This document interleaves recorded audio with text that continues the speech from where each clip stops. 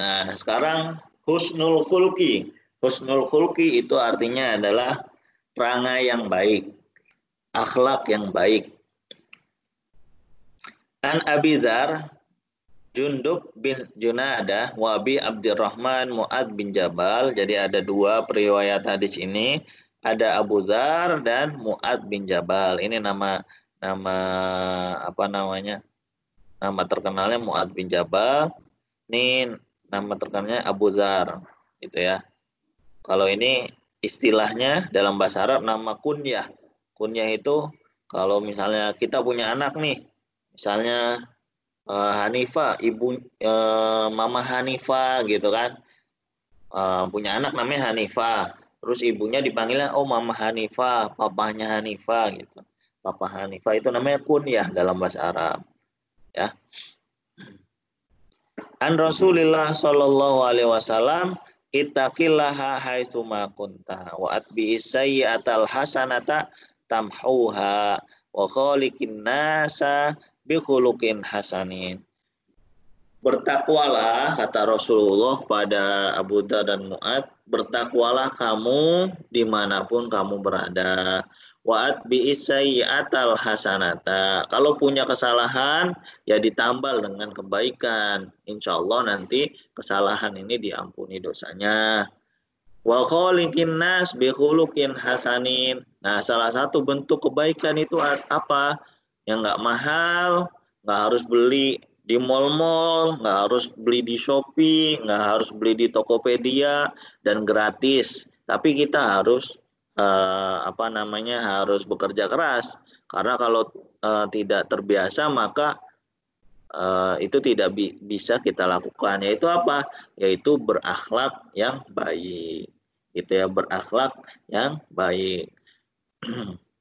Manakib Abi Dzar katsiratun. Jadi manakib itu artinya sejarah tentang Abu Dzar itu banyak sekali. Abu Dzar aslama wa Rasulullah Shallallahu Alaihi Wasallam di Makkah. Abu Dzar itu Islam ketika Rasulullah masih ada di Mekah. Wa amarahu ayul hiqa biqaumihi falamma ra'a hirsahu 'alal maqami ma'ahu bi Makkah wa alima annahu la yaqdir 'ala dzalik qala lahu Rasulullah sallallahu alaihi wasallam. Jadi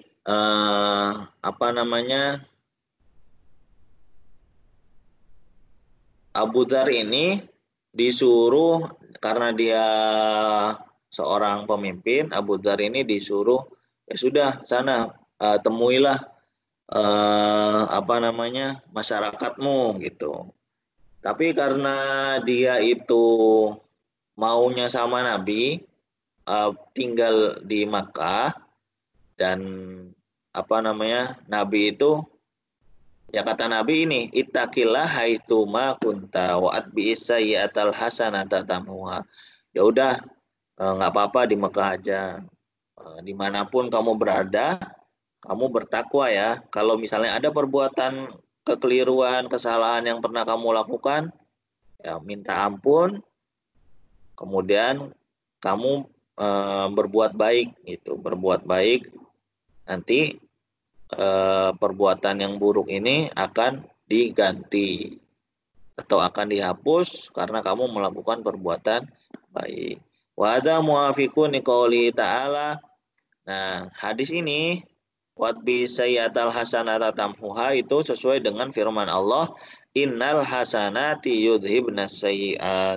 Jadi, perbuatan baik yang kita lakukan itu bisa menghapus dosa-dosa kita.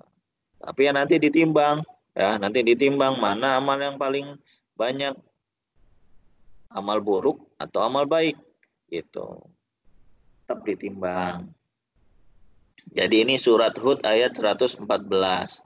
Wa quluhu wa khaliqin nas bi khuluqin hasanin. Dan bermuamalah dan berinteraksilah dengan masyarakat dengan akhlak yang baik. Maknahu artinya apa? Arti ini kholiqin nas bi khuluqin hasanin, amilin nas bima tuhib ayyu amiluka bihi.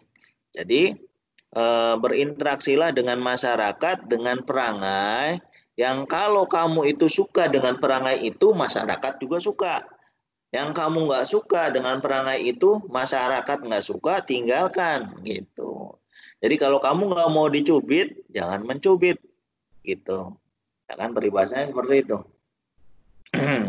Jadi kalau kamu dicemberutin itu nggak mau, ya kamu jangan cemberutin orang lain gitu. Itu termasuk dari akhlak yang baik. Wa'lam, ketahuilah anak aqala ma yudha'u fil mizan al-khuluqul hasan. Jadi ada hadis riwayat Imam At-Tirmidzi bahwasanya amal yang paling timbangannya paling berat nanti di akhirat itu adalah akhlak yang budi pekerti yang baik. Jadi kalau budi pekerti kalian, kita misalnya kita ini sedekah kita kadang masih suka pengen diketahui orang lain. Terus kita pinter bantu temennya yang nggak mampu mengerjakan tugas. Nah, kadang kita masih ada rasa ujub. Ujub tuh apa? Ujub tuh merasa paling pintar misalnya. Nah, itu kan banyak amalan-amalan kita yang secara tidak sadar ternyata itu bukan karena Allah, ya, bukan karena Allah, tapi karena manusia, karena ingin diketahui manusia. Nah, itu kalau karena manusia semuanya hilang amal-amal kita. Nah, ada amal yang paling berat timbangannya, yaitu adalah akhlak yang baik. Nah, akhlak yang baik ini juga perlu dilakukan semata-mata karena mengikuti hadis Nabi, mengikuti perintah Allah, tidak karena yang lain. Nah, nanti amal-amal yang tadi semua, yang ada riyahnya, ada ujubnya, kan nggak tercatat tuh. Tapi kita baik sama orang, akhlaknya baik. Kalau ketemu dosen salaman, kalau ketemu teman senyum, gitu. Kan senyum itu sedekah. Kalau kita belum punya uang ya sedekahnya senyum, gitu. Waqala Rasulullah sallallahu alaihi wasallam, inna habbakum ilayya wa aqrabakum minni majlisan yaumal qiyamah. Sesungguhnya orang yang paling aku cintai dan paling dekat denganku nanti tempatnya di hari kiamat itu ahasinukum akhlaqo. Jadi nanti itu selain kalau ada hadis lain yang menyebutkan bahwa orang yang mengayomi anak yatim, janda, duafa, itu kedudukannya seperti halnya jari tengah dan jari telunjuk. Jadi Nabi dengan orang yang penyantun tadi, dermawan tadi itu kedudukannya seperti jari tengah dan jari telunjuk, dekat banget gitu. Nah, ada lagi yang nggak deket. Kalau jadi penyantun itu kan kita harus punya uang dulu.